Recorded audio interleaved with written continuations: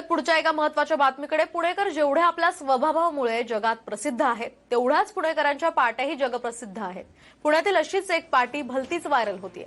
Russia आणि Ukraine यांच्यातील युद्धामुळे जगावर सध्या तिसऱ्या महायुद्धाचं सावट आहे आणि या गोष्टीचा फायदा घेत पुण्यातील पौंड गावातील न्यू बेकरी चालकानं तिसऱ्या महायुद्धाचं सावट असल्यानं उधारी बंद अशा आशयाची पाटी आपल्या दुकानात लावली आहे. या पाटीची पुण्यात जोरदार चर्चा सुरू आहे. तर जागतिक मंदीत उधार मागणाऱ्या ग्राहकांच्या जाचाला कंटाळून भारत बेकरीचे मालक विशाल राऊत यांनी ही पाटी लावली आहे.